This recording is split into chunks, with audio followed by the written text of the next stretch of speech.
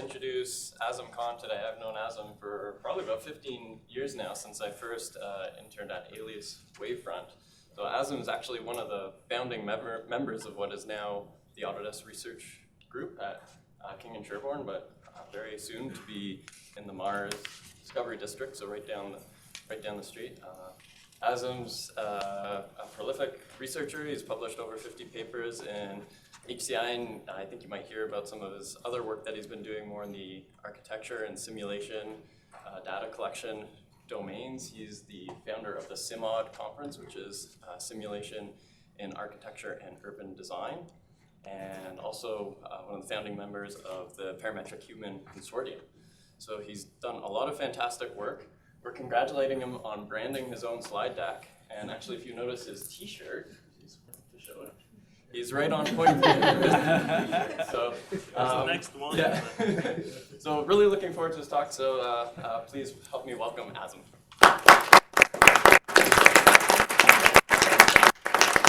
Thanks, Henry. Thanks, everybody. Thanks to the organizers and inviting me and everything. It's great to be here again and talking to you all. Do I need to talk into the mic or not? For the recording would help. You can pull it down. Recording? Okay. So, okay. Slides are working. That's good. Good sign. And sorry for the late. As I myself am an irrational person, I didn't send in time a abstract or title for the talk, so I even more appreciate you guys showing up for an unknown talk. The title is basically I was telling. What was I telling earlier? Ben or somebody that this is my kind of some stuff from my PhD, and normally that would be weird. This old guy like showing stuff that's irrelevant now, but actually I just got my PhD 2 years ago, so it's like still hot off the presses, and hopefully still relevant. So that topic is on decision making. So, but like an annoying YouTube video, I have to do some advertising first. So, in case you don't know Autodesk, we do all kinds of 3D stuff, 3D software for architecture, engineering, game design, 3D printing and all that, simulation, and anything related to 3D is sort of in our domain. And I just wanted to also have one slide on my 15 milliseconds of fame here, which is related to the view cube. Which is a little widget up in the corner of all the Autodesk tools. This is a close-up here. You can see Justin's a co-author here with Igor and Gordon George, of course, and a physical prototype. First physical. And even though it's simple prototype, like when I don't know, Justin, you probably made putting the labels on there, like you already realize, like, oh, the top when I turn it, it's now sideways and this and that. So it's still helpful. And every few years I like to Google ViewCube to find out what funny things people have done to it. My favorite one is the SpongeBob one, but the Joker one down on the left, that's a new one, so kind of cool too. Some of them are not hacks, those are legitimate translations in the middle there. And like Toby said, we're becoming your new neighbors. We're moving in down the street at Mars. We've already moved in 100 people or so, and the other 150, including me and the research guys, will be moving in June. So it'll be great to see many of you more for coming over by for lunch and stuff like that. It'll be awesome. If you don't know, I mean, there's the user interface group, of course, run by George, but there's many groups now in the research group. We've expanded a lot, and I encourage everybody to go to the website, autodeskresearch.com, and all our papers and videos are there, including the ones I'm going to show here. As Toby mentioned too, like because I'm one of the old guys there, with Gord, George, and Yost, with the original people, I now have 3 groups. So I have my research group here in Toronto, which is the Complex Systems group, and also the Design and Fabrication group, which was Ryan Schmidt's work with Mesh Mixer, also a free tool for 3D printing, and the Living, which is an architecture group in New York City. And they did, the reason I'm mentioning is that they did they wrote the software to generate the design, the layout for our new office, which is also trying to innovate in the office itself. And my final plug is for the Parametric Human Project, which is work also together with DGP and NAGR at the Department of Anatomy over here, digitizing muscle fiber bundles and laser scanning bones and things. And we have a GitHub project that if people have spare time, they're welcome to help out. That'd be awesome. Okay, now to the real talk. So irrational decision making. You probably heard that like humans are fundamentally irrational and like we can't make good decisions, especially about important things like finances or taking medication, stuff like that. But so I was asking the question like, can we help with this, and does it have to be that way? And I'm just going to play a little video here to get us started.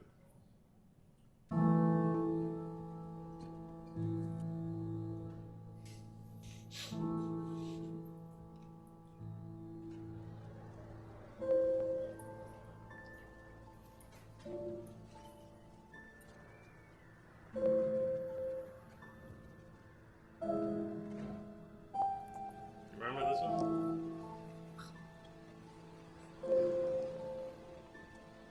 So sad.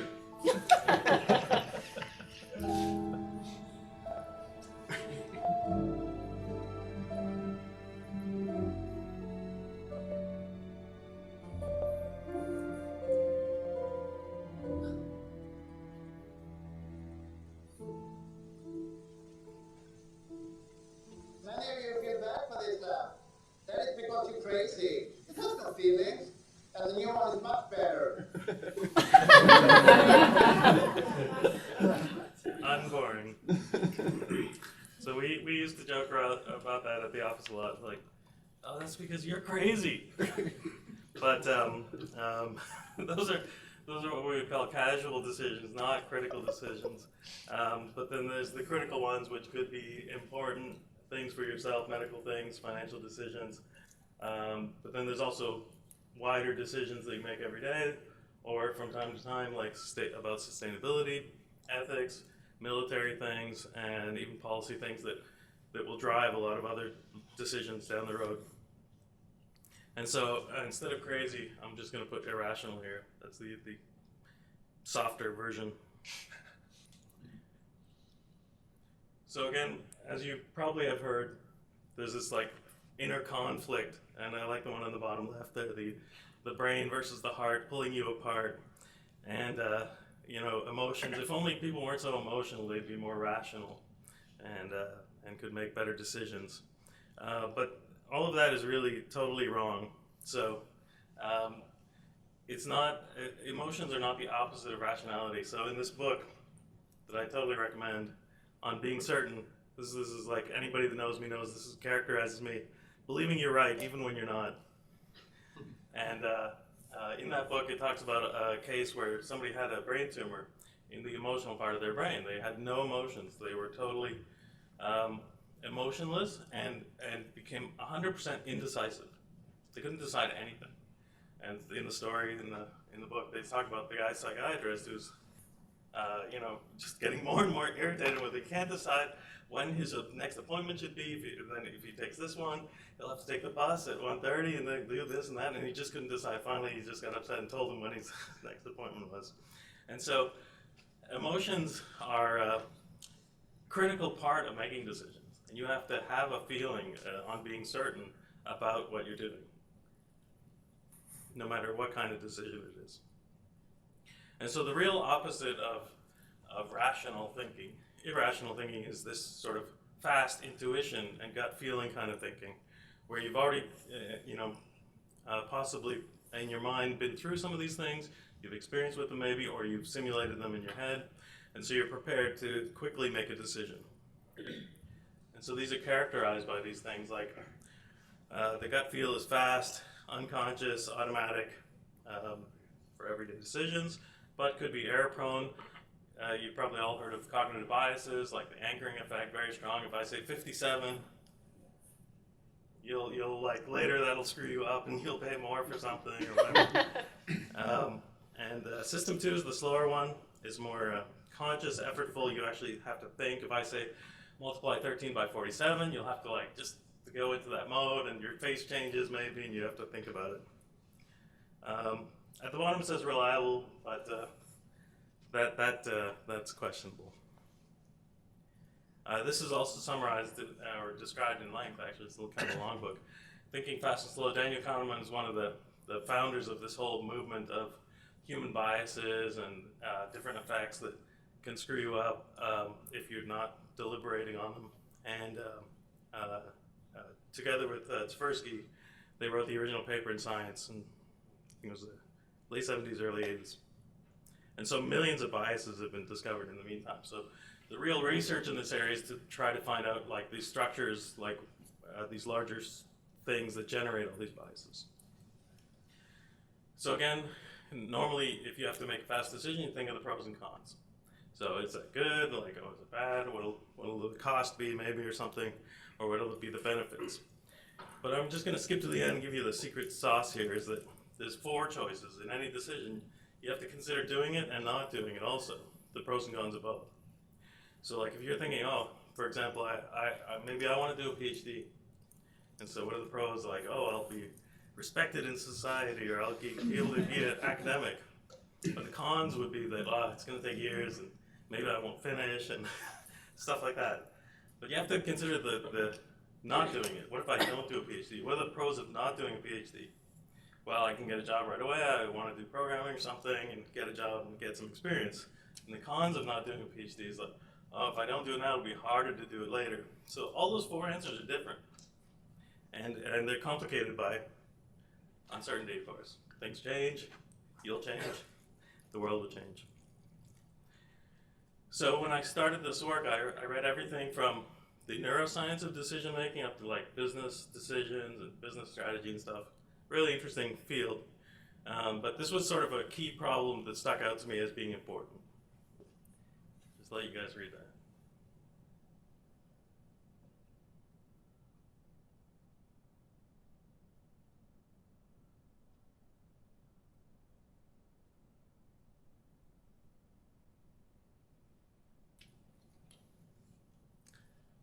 So the thing that makes this problem interesting is that it's very stable. I don't know how many people are here, maybe. But 20% of you will get it right, and 80% of you will get it wrong.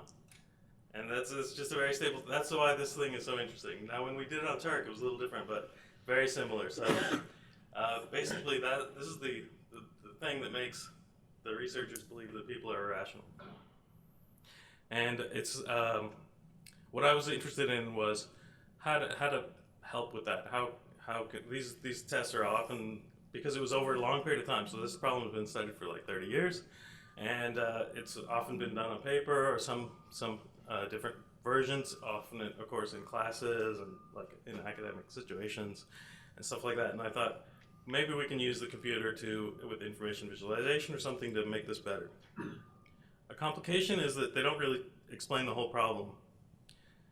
So the general type of problem this is really a classification problem where there's a test of some kind that they never remember to mention with a bunch of outcomes, and you can think of that as sort of the analog part.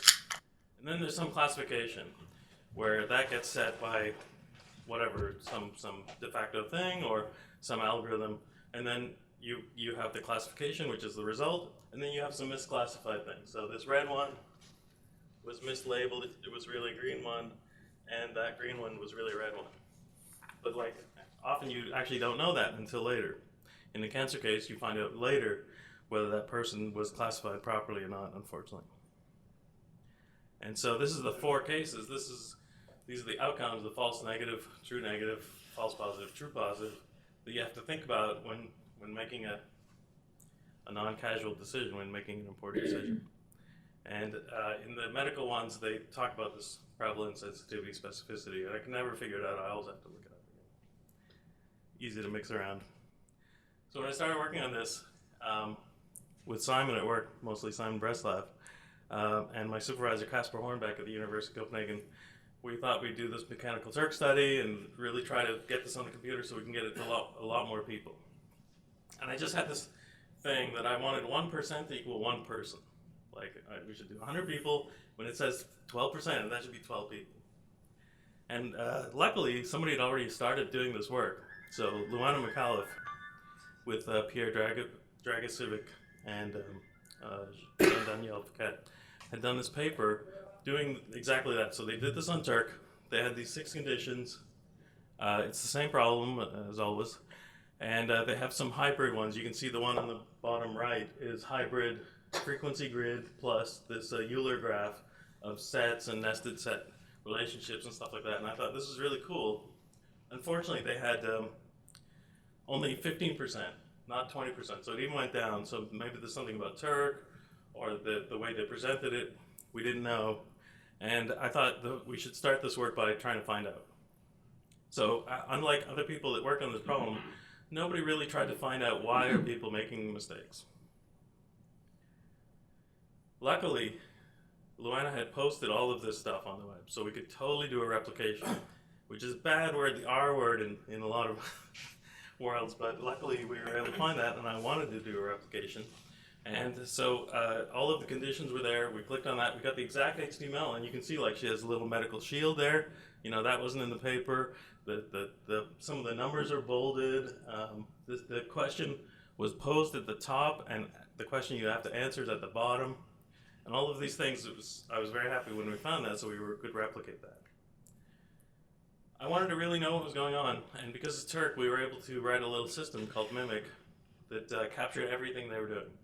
Every keystroke, every mouse move, clicking, scrolling, the window size, window resizing, and everything. And then we could play that back. The funny thing was, in playing it back with drop-down lists and stuff, we had to actually send the commands, the recorded commands, to an actual web page, because otherwise the mouse would be over empty space and stuff like that. So it really did mimic the user. We just played it back on the web page. And that was super instructive. I don't know if you can see, but so this is the same problem, and all these little lines, those are scrolling. And so you can see, like right away, we could see there was this divided attention problem. The visualization was actually too big. And so people would read the thing at the top, scroll, look at the viz, scroll down, read the thing at the bottom to answer the question, scroll back up, read the question again. And it's just, I think that cost them some marks there. So I want to show you a bit of the video of the Mimic system, loading in an experiment with a specific group. Shows the results there, and I started like thinking like, oh, I need some things like Excel highlighting the correct answers, and then we can sort by that, and then we can choose a specific trial. Also, I wanted to give each person just one trial. There's no learning effect. There's no repeated anything. I wanted to simulate, like, if you got this message in your doctor's office, you're not going to like try a few trials and try to figure it out, right? Like, that's just not going to happen. So each person did it only once. And so that's why it also didn't take very long. So when you sort by these things, you can find out that there's a lot of people get the numerator right. A lot of people get the denominator wrong. This was our first insight, is that they've always been expressed together in the papers, like 25, 0.2, whatever. But looking at them separately is really important. That's why we found out that most people overestimate the denominator, which is a common bias. It's a base rate neglect. But when they neglected, what did they neglect it to? They were neglecting it to the superset. So it's expressed something out of something. Well, you know, it doesn't feel incorrect to say, well, out of 1,000, there's 1,000 women, and this is like, it's out of 1,000. So you have to be a little more careful if you want to say out of 103.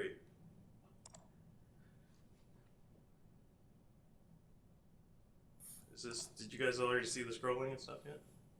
Yeah? Okay. So Mike, who's sitting over here, helped us redesign the interface to all fit on one screen. We disallowed screens that were too small. We disallowed mobile phones. We disallowed things that we thought would screw people up, so that everybody would see the same thing. And we also went to full screen mode so that they wouldn't be distracted by anything. And in that paper, we put a bunch of principles that we thought were important for a mechanical Turk experiment. There's all kinds of, just another little tidbit, there's all kinds of papers about mechanical Turk doing studies on Turk, how it's bad, or people are just rushing through it, randomly clicking, and ways to address those things. And the thing we found, which was really interesting, was when you record everything, you can see that even when they get it totally wrong, and you would have classified that as somebody cheating, they spend a long time like reading. You can see the cursor following the text, and then they scroll and look again and answer something, and then change their answer later. So they're not cheating at all. It was really interesting. Also, the open-ended comments was like also interesting, where people thought it was a trick question or whatever it was. So they were. We found that everybody was really trying. So the problem with this improvement is that we got the same kind of number. Instead of 15, we got 13 there. And then I'm giving away a little in advance that we ran a bunch of other designs as well. So because this had been studied for 30 years, this problem, a lot of people had tried different visualizations. And so I basically tried to go through everything. And this is the related work part. So I classified basically a few types of approaches. Branching, where you have a superset and the subsets, or subsets that join back into a set, the nested set relations, the Euler kind of things, and the frequency grid. Those are the basic types. Then around that, there's a bunch of hybrids. So there's branching with frequency, like the Sankey diagram. This one, which I really love, I thought this was going to be a winner. There's this Euler and frequency, nested set relations, branching. This was it from a German paper. I knew this must have existed. I was looking for it for months, basically, because I thought, like, this is so obvious. Somebody must have done it, but it wasn't in any of the English literature. And so we also did a few hybrids of the top one, also flowchart, which is both branching and nested. Here's just, the other thing was, the Euler diagram forces you to do some kind of legend. So see the stuff at the bottom. And it gets really complicated because, like, are you talking about the stuff inside that part or this part? It's hard to draw arrows pointing to something because are you pointing to the edge of that thing, the whole thing minus that thing, and so on. So we decided to really have a good legend. And then we thought we'd cheat and give you the answer by giving you all the numbers. So there's 8 numbers you need to know to answer this problem. And to factor out any kind of calculation or even estimation, you should be able to just read it off the legend, what the answer is. Frequency grid, same thing, same legend also. Sankey diagram, this one I like because I myself didn't really get the whole problem until I saw it as a Sankey diagram, where you take the 1,000 people, the ones that got a negative mammography positive. Most of those don't have breast cancer. They're correctly classified. A few do have, even though they're classified that way, but most don't have, even if they're classified to have the disorder. Unfortunately, it was a disaster, but I liked it. And here's the double tree. We went with consistent colors and stuff, which probably was also a mistake, but anyway. And this is the flowchart one. This is one that you can sort of follow through to figure out the answer. And I thought this might be a winner too. And as I mentioned with the legend, nobody had done this before either, was just give people all the numbers that you have to calculate. And so you technically could just like pattern match. You could cheat to look it up. And so we gave people a legend. Well, I mean, sorry, there's the text version of the problem and the legend with no visualization. And then just the original text question as well. So here's the results. And as I mentioned, it was useful. I found it really helpful to extract out the numerator and the denominator in reporting this stuff. And so you can see that actually we effectively proved, I mean, it's still really crappy, like at most 20%, which is like, the old version, and a lot even lower. And so that's really disappointing. I think we basically proved that visualization doesn't help. This is something we don't want to hear ever, that it's null result kind of thing. Luckily you got published anyway. Because I think we really covered the design space and found some interesting other things. So this led to the real question. Oh, sorry. Let me point out the numerator and denominator that, as is typical, people get the numerator a lot more often than they get the denominator. So the exact score, where you get both right, is dominated by the denominator. I mean the numerator. No, wait a second. I think I screwed up those numbers, did I? Okay, we'll skip this slide so I won't. So the question is, there's this Bayesian inference probability thing, and how can we have humans think like that? I'm not even going to try to explain it. There's a million explanations on the web, all of which kind of crappy. So but basically it ends up being those four things, like you have to make these four choices. So we started looking for new tools and digging a little deeper. Could interaction help? So like HCI guy, you know, like maybe it's too static. Maybe if we walk them through, or some kind of middle ground, some animation, and make it a little more rich to engage people or to like lead them through, like the flowchart one. And again, with the single trial thing, like if you got this report in the doctor's office, like could you understand it? Can you learn what you need to learn while you're working on the problem? So we found a bunch of things out there which were really helpful, and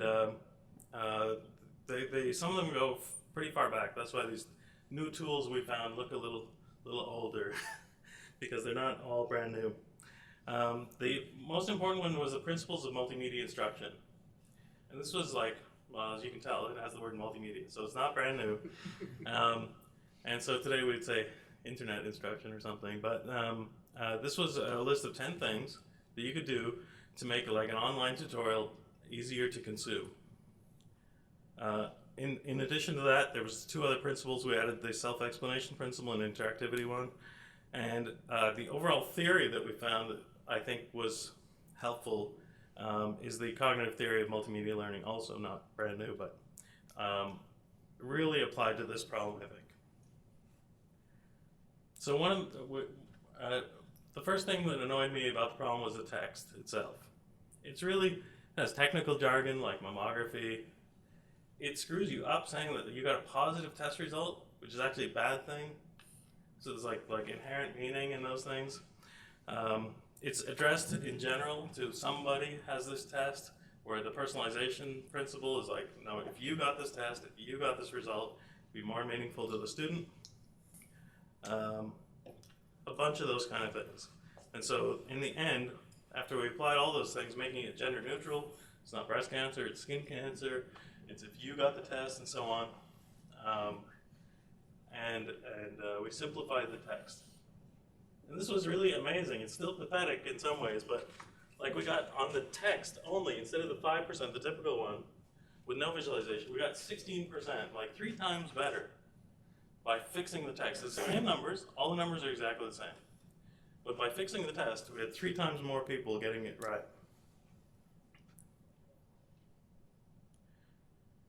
And this is the interesting thing, is that once the text is fixed, there's some cognitive level that like you have enough space now to like integrate more stuff that the diagram really kicks in. And then the visualization actually helps you a lot. So this is like the breakthrough for me, was that we got 51% right. So the new text, simplified text, same numbers, but then one of these visualizations, we chose this one. There was 2 that both got 20%, but we chose this one because it, I'll show you later, it meets our interactivity. It was easy for us to make this interactive later, but that took us to 51%. It's like, you're not crazy. There's good news, you're not crazy. Like, you can figure this out by just fixing the problem, and then having enough cognitive space to understand the visualization enough to have it benefit you.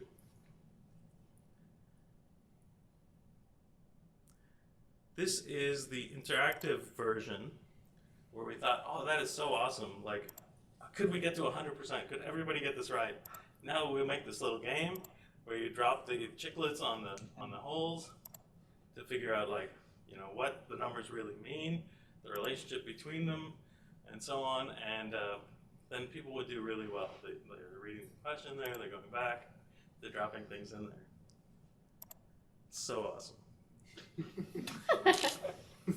Well, of course, it didn't work out that great. So it actually went down from 51%, down to 35%. It's terrible. But anyway, it was fun. There was an interesting side effect, which I think will lead me, at least, to another line of research, which is we actually looked at what kind of mistakes people made. Again, this was sort of my theme. Is like, well, you know, where are people screwing up? Call me crazy, but I think when you look at the number of mistakes people made, so these are the numbers, these are the labels on the chiclets, and this is how many times people dropped it into the wrong hole. You can see there's hundreds because we ran 700 people, like there were 7 conditions, 100 in each, so there's lots of data here, which is great. And like it looks like, you know, large prime numbers are more difficult than smaller, you know, base 10 numbers. I think somebody could do a great PhD on that. Just the difficulty of numbers. So overall, we couldn't beat the non-interactive version. Now that's for many reasons. I mean, we just chose this one as a starting point, but I think there's lots of mileage on that one still. And you can see that the other interesting thing is that when we made these are all interactive, these ones. When we added that, they all capped out. It felt like they were capping out.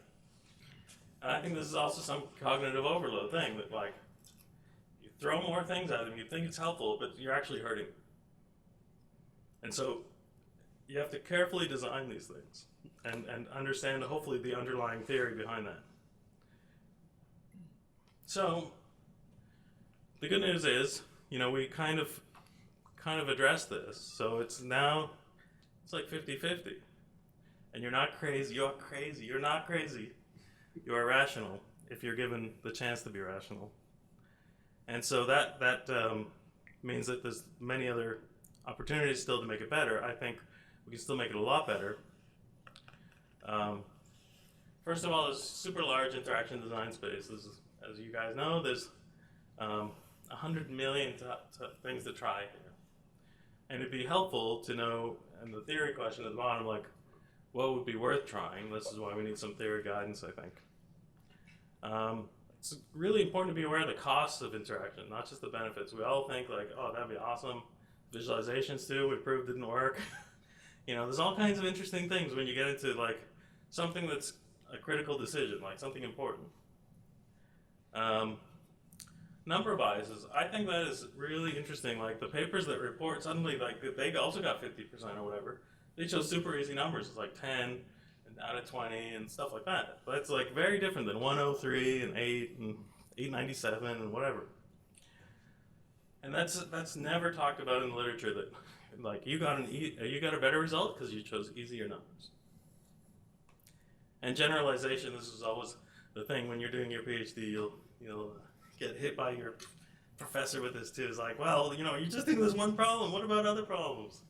And McAuliffe did actually 2 other problems. She did the CAB problem and the economics problem, I think. So it's a good question whether this generalizes and whether it's independent of both the text and the numbers. That'll also be a great study. My guidance on the theory part that I think we can get some juice out of on this kind of stuff is this cognitive load theory. And it really breaks it down into a few different parts. So this is another barrier in doing all kinds of HCI studies, not just this kind of decision-making stuff, but what is the intrinsic load? Like, what is the difficulty of the problem? How do you measure how difficult the problem is? And there's actually studies on this for intelligence tests. So I don't know if anybody's taken an IQ test. I don't think I have, but maybe I did when I was a kid. But the people that design IQ tests try to do this thing so that independent of things, that everything's relative, so the questions get harder in a very controlled order. And then the other thing that's super difficult to control that we never talk about is mental effort. Like if people just are not trying, then you won't get the right answer. And so people have tried with paying people, and I think that's pretty ineffective. But to really think about and understand how much mental effort people are applying is also a very interesting area, and how these things relate. And then of course, the part that relates to DGP is the pink part there, the design of the instruction. and how that can affect performance. This is leading me into the area of cognitive modeling, which I think is really interesting and could apply to all of our stuff. There's probably several of you that are way ahead of me and like work on this kind of stuff. This is relatively new for me, so I'm interested to learn more about that.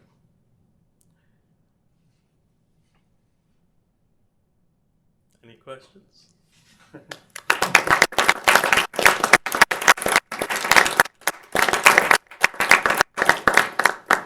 We have lots of time for questions or discussion, so. I have 1,000 bonus slides if people are bored.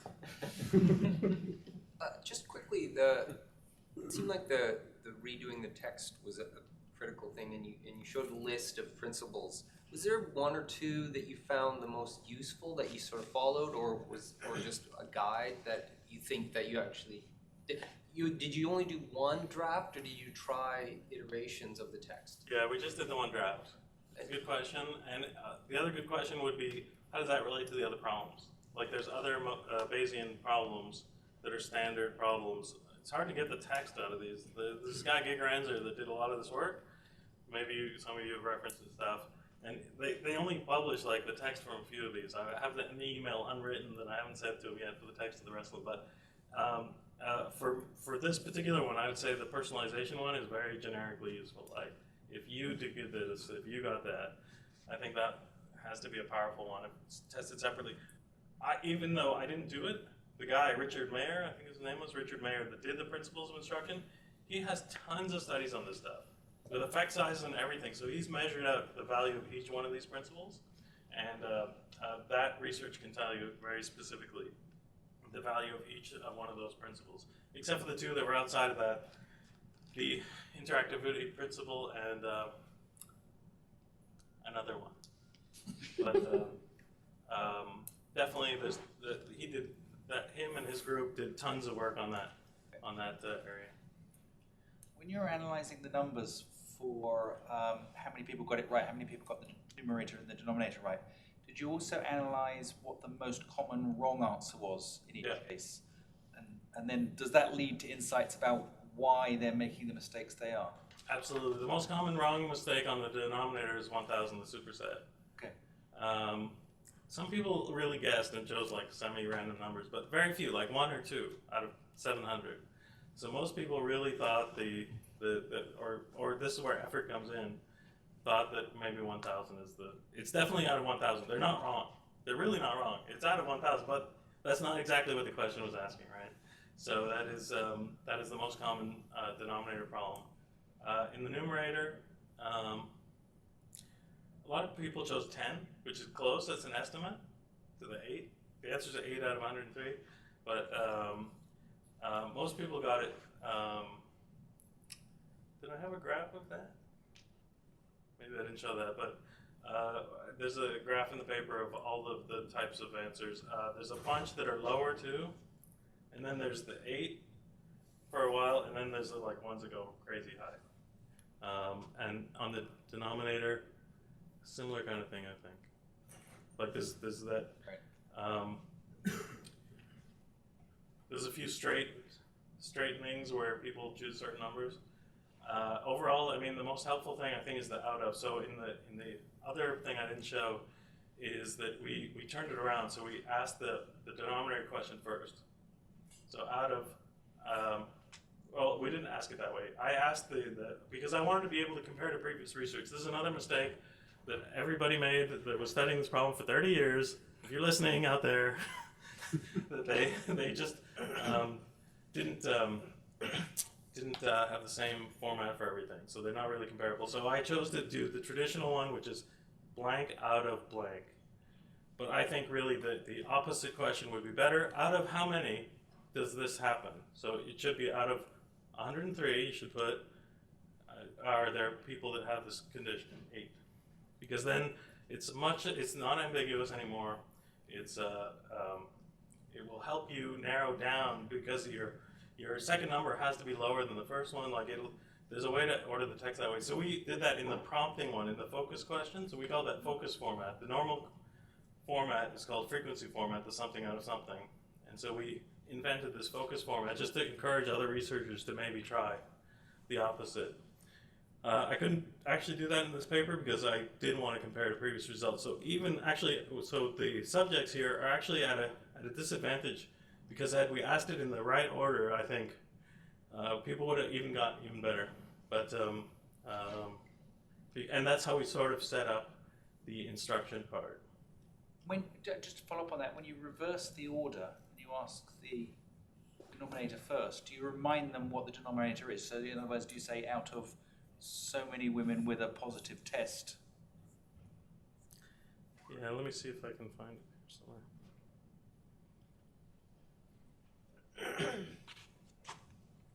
That one just says the chances are blank. That out of that, yeah.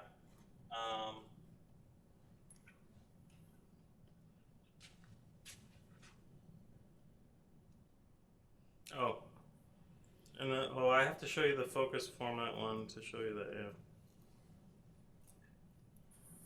I don't think I have an example of that. But yeah, it's a good question. What we had was you could fill in these numbers as we teach them the problem, and we ask it in that order. So you already filled in 103 and 8 theoretically, if you got it right. Out of first 1,000, like we started from the superset. 1,000. How many people were in the study? 1,000. How many had this condition? 103. How many people in that case, of that group, how many people had this disorder? And so, but then we asked them the real question, which was up there, the official question, which is not really the training anymore, which is in the traditional way, out of something. Am I going the wrong way? Yeah, your answer, something out of something. We did also bold things. So in the middle experiment, we didn't have some bold numbers, but we did go back to bolding some things as well. That was one of the principles, actually, is emphasis. I think that helps too. There's many ways to emphasize something, so that's another open area, but that would probably make a difference as well. Maybe I should show the video again if I have it here somewhere. Yeah, here. So progressive revealing is another one. See, there was a slight yellow highlight to indicate the new stuff. Maybe I can fast forward a bit here. Or not. I get no interface to that.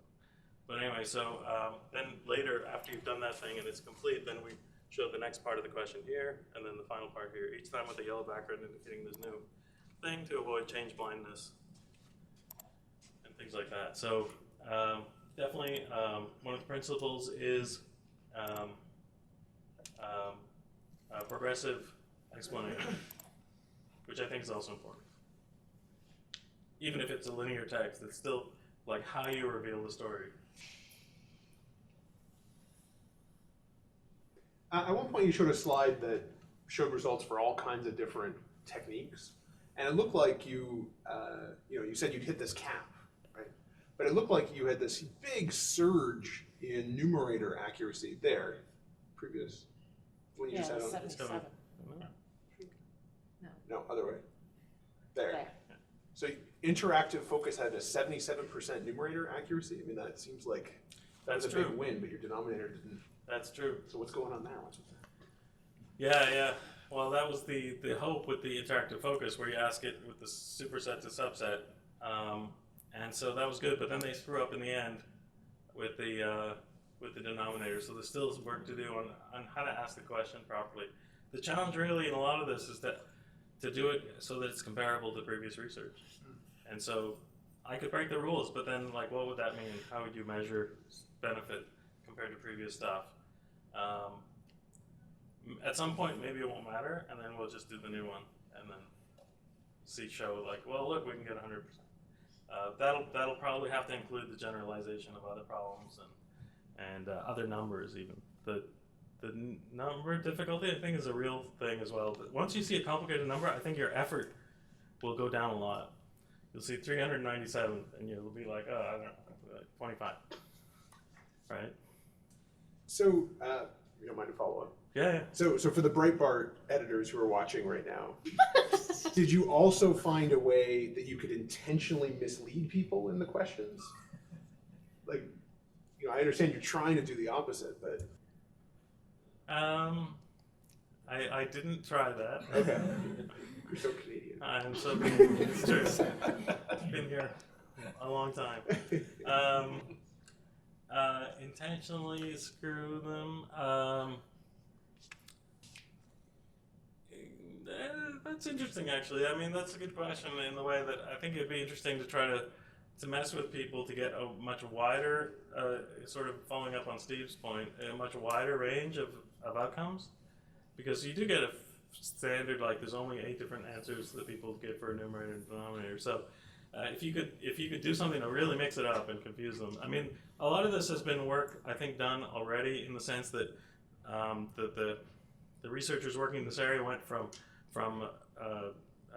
decimal points like 0.78% or 0.78 not percent, and then eventually like standardized to something out of 1,000, so that there's all integers and things like that. So I think some of that has been worked out and is agreed upon to get even in the range, because it's such a difficult problem for people.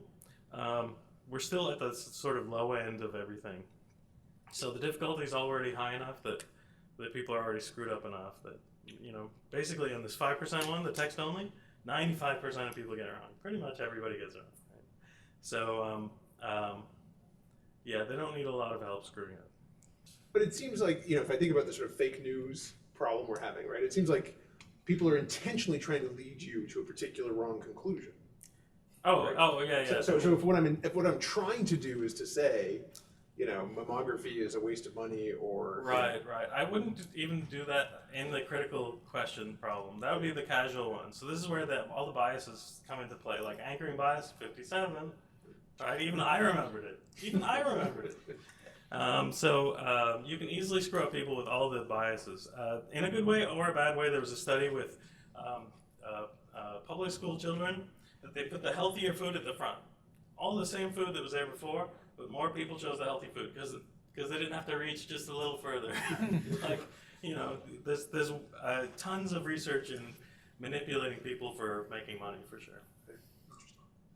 But yeah, that I would all classify in the regular biases, not for deliberative kind of thinking. That would be more sinister, and yeah, I'd have to think about that. So for the small percentage of people that got it right, that's 5% of all people with the standard just text Right. got it right. Right. Do you have any sense of what those 5% of people, what type of people they were, what level of education, or anything? We like did that? ask, so we actually tried to innovate a little on the Mechanical Turk thing too. We found a standard list of jobs that people have in the US. There's some American job classification thing.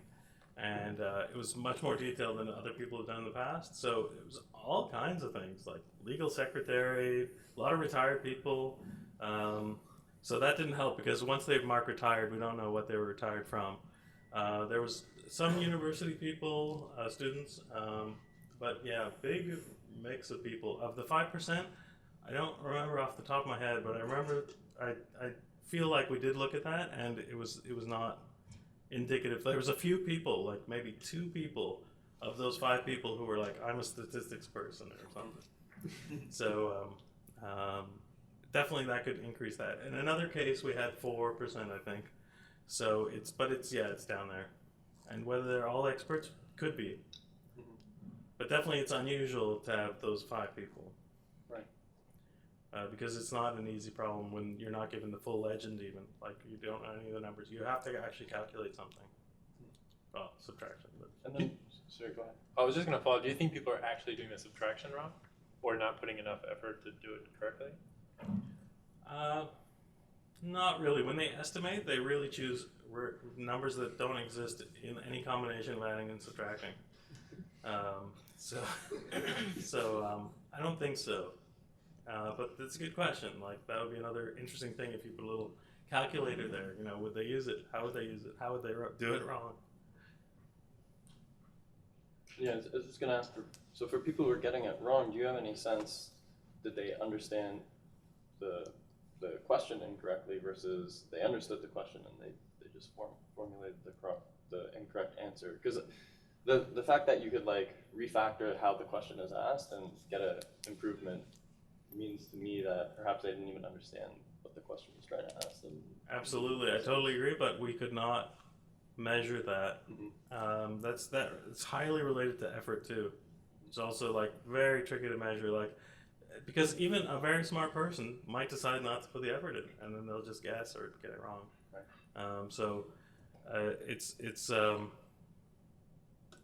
Yeah, I'd be interested to hear if anybody has some good tips on how to measure those things and even like manipulate them to some degree. Encourage more effort. I mean, this is a broader field, but even in this little problem, that would be helpful, I think. Mike? I just wanted to ask, remember Alvina Otley did some work, right? It's related to the number understanding. Related to the? To understanding numbers? Yeah. Except, the looked at the relationship to spatial ability? Yeah, so they had also found similar results, and they were trying to figure out why, or what some of the reasons that people would either be better or worse at answering the question. And so they also used spatial reasoning, some standardized spatial reasoning task. And they found that people who were able to answer the question more frequently also had a better spatial reasoning ability. And you're mentioning to me how that seems to be related a lot to also numerical proficiency. So yeah, actually, McAuliffe she also did some of the standard tests for spatial abilities, spatial reasoning, and it's believed there's a correlation between spatial ability and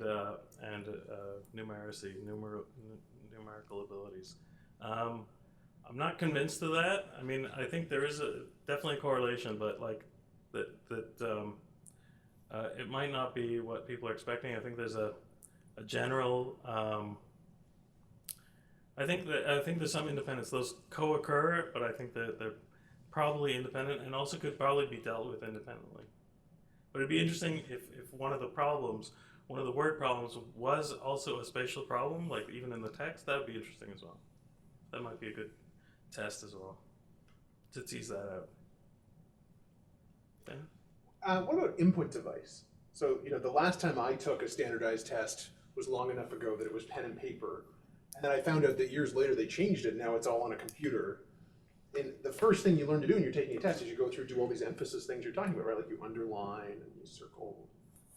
And, your system sort of took that away. Yeah, definitely. There were experiments where people let people draw on paper and take notes and draw diagrams of free-form things, there was a few papers that started to look at interaction, but again with very simple 10 by 10, filling in like just basically radio buttons to mark things or color things, but nothing novel in terms of interaction devices or anything like that. So it's true that definitely we purposefully restricted it just to like Turk kind of interaction. Partly my thinking is that I did want to emulate in the future, when you get some test result, it will be a similar kind of standard interface. So and I mean, even in our simple interaction, we revealed these costs of doing something complicated, or even it doesn't seem complicated, but the interactive simple interaction thing could screw you up. So definitely I think there's it'd be a strong value in understanding all of these things, the interaction things at the cognitive level, and being able to one day design those. In terms of measuring the effort, when like smart people are not putting effort into it, I remember when I was reading the book Think Fast and Slow, at the beginning we were talking about psychology study where they are looking at their purple, right? When the purple expand means they're in the flow of solving the problem. Maybe when you're doing this next turn task, you can open the camera in front of them and then measure whether they're in the state or not. Yeah, that was cool. He's referring to, in the book, they talk about when they first started doing these studies of effort, it was the old days also, pre-computer, so they had some system where they could take somebody's eye that they were studying, and in the next room, they had the observation room, where it's projected like full wall size, this person's pupil, so they could really see this effect, which is super cool. I'd love to see that, or be doing an experiment like that to develop a feeling about that. And it'd be nice to be able to do that on Turk or something too, but I don't think we'll be allowed to do that, so I think we'll have to create our own Turk to try that. Or, the other thing is I do want to, at some point, try to replicate this in the lab as well. I think the Turk thing was super valuable, also with the variety of people and really being able to see that they did put effort and like reading several times and scrolling and trying to think and changing their answer. Also, how many times they change their answer is interesting. And then going back up to read after they answered, so they want to validate, right? So there's a lot of more information that we can scrape from this. That's maybe one of the future slides, actually. We started working on was, some other analytics tools to help go through all the data. This is actually in a simulation, building simulation, where we had occupants running around in a building. But we were trying to reuse the same interface and think about how we could create a generic analytics tool, like kind of Tableau or something like that, but with code too that you could add in, little bits of code to like automatically find things and so on. And so definitely, I think we can have better tools that will help us examine things. I mean, there's this interesting spot. I don't know if any of you are working on this. But at Viz last year, there was a few papers, 5 or 6 papers on visualizing machine learning algorithms. And they were really cool. Click on a node in a recurrent neural network, and it's the node that learned how to find text in quotes and stuff like that, simple little things. And I think there's this middle ground in developing new algorithm between, looking at the data. I don't want to skip that part, because otherwise you'll only find what you're looking for. And then going to develop a new machine learning algorithm.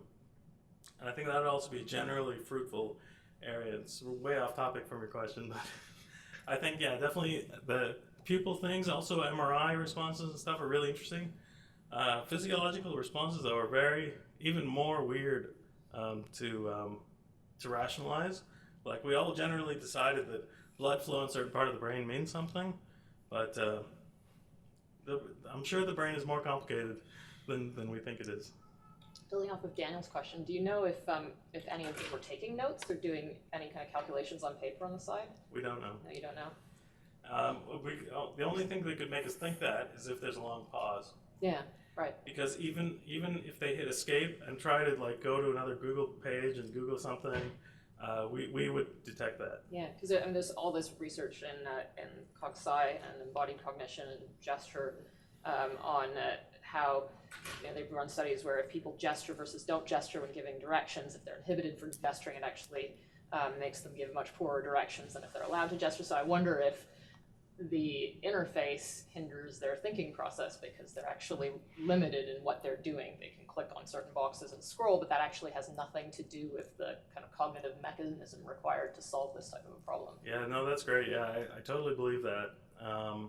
This is like a highly, abstract, constrained thing, right? Sitting at this computer screen, getting your test result or whatever it is. So definitely, it's going to inhibit you from lots of things. The sad part was that you'd think that if this was an important thing for you, that your doctor could explain this to you. Like, take the 10 seconds to like learn what it is and explain it. But doctors were as bad at doing this test as everybody else. And they don't actually get training in statistics at all. Yeah. So that was really, a bad outcome that you're really on your own, right? And so it would take you a long time. Let me see if I can go back here.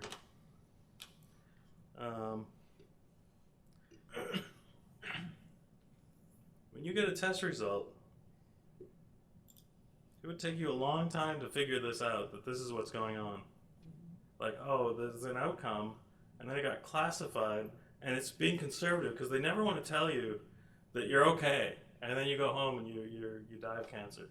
So they're always conservative. So there will always be lots of positives that are false positives in a medical test. And so, you know, it'd be nice if you knew that going into this. Well, I got a positive test. I mean, there's real cases like where people got positive tests for AIDS and then, you know, hurt themselves, and then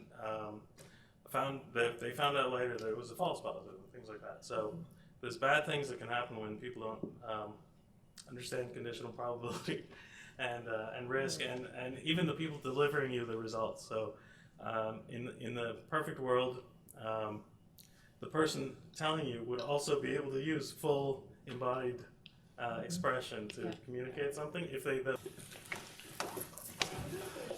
Toby. Yes. Oh, hey. Actually, yeah. How you doing? I missed you doing short. Yeah. No showing? Yeah, I was out of town. Warm on the weekend, but you missed the stuff earlier in the week. Oh, So I'll start. Oh, yeah. This weekend was like Cool. tomorrow, 17th.